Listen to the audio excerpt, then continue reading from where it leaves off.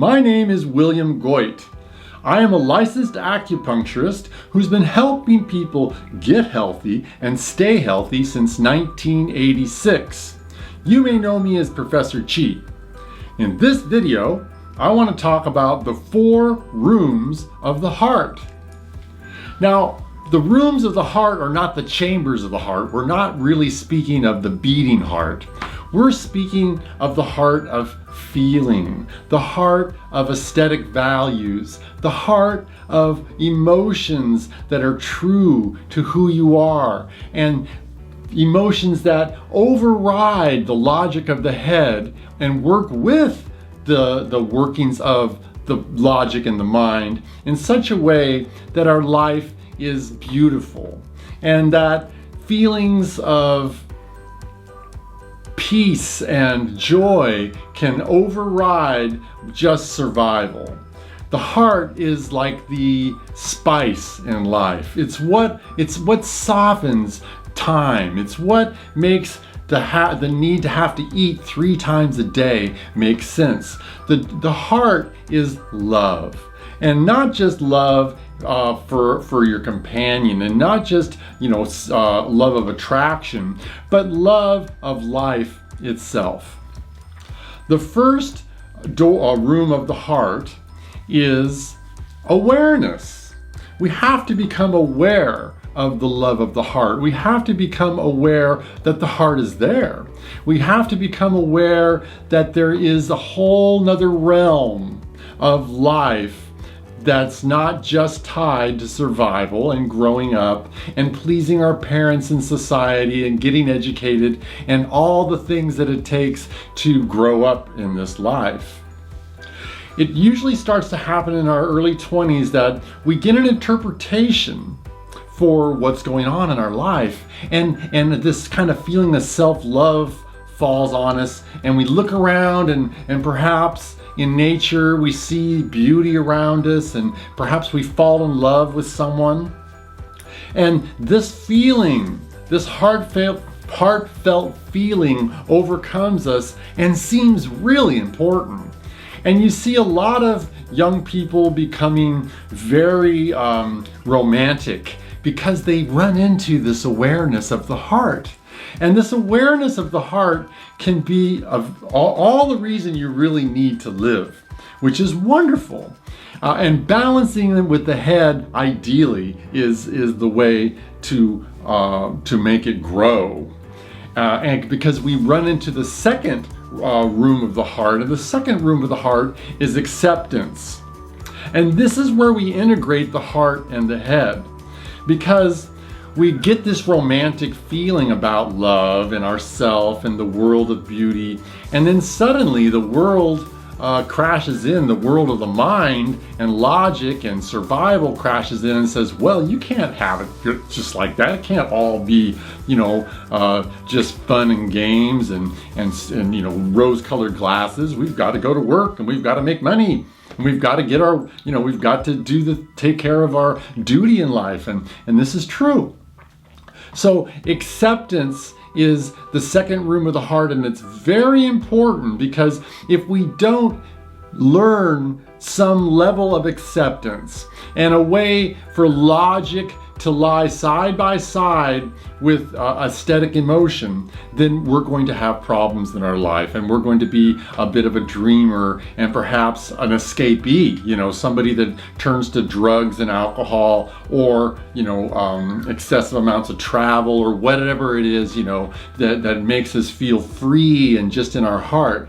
So finding that balance between logic and heartfelt feelings is the second room of the heart, or acceptance, learning some way to accept it into our life path. Then the third room of the heart is discernment. Now, we don't often think of discernment as a heartfelt feeling, but it really is, because once we've become aware of the heart, and then we've accepted those feelings of the heart as a part of us, well, then we need to find some discernment of how to make it work. I mean, how do you get these wonderful feelings that you have going on, how do you make them work in your life? There's a certain amount of discernment that has to happen, and sometimes it is kind of painful choices, like not being able to hang around with certain people. Perhaps there's certain people in your life that just won't accept you as when you're full of your heart, and you have to break away from those people. Perhaps you have some kind of work that you suddenly realize, oh my goodness, I can't do this anymore and still feel true to my heart. Or perhaps you live in a certain area that just doesn't work anymore for you. Perhaps it's some kind of, you want to be more out in the country, or maybe a big city, and so you need to make the discernment, the decision to break away from the environment that no longer works for you. So the third room of the heart is discernment, and it's a very important stage in the development of heartfelt feeling, to where we can move into the fourth room of the heart. And the fourth room of the heart is ever new joy. Joy is the realm of the heart, and to express joy in our life is not just as easy as saying, oh, I'm going to become joyful now.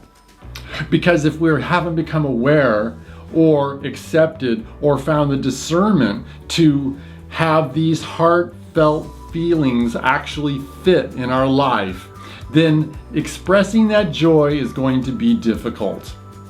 It's actually probably one of the more difficult things to do in life, is to make room for your heart, to find a way to have joyful expression in your way of survival in this life, in your trials and tribulations that it takes to survive, to get along in society, to find some friends and not just be lonely, a lonely little dreamer.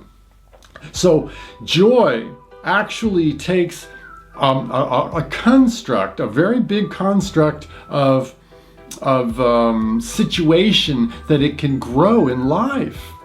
I mean, there you can go and just get away from everybody and go live in the woods, I suppose, and just be, this little joyful little hermit. But generally speaking, we want to still have the life, a normal life. And to have a normal life that's full of joy, we need to, or ideally, we have a certain amount of discernment, acceptance, and awareness that allows this ever new joy to bubble up in our life. Now, joy is a very interesting phenomena, because joy is probably the highest of all the emotions. And joy is not just happiness. It's not like just, like a giddy little kid. Joy is can be a very adult feeling. It's a very feeling of serenity in the face of adversity. It's the feeling of seeing aesthetic value in ugly situations.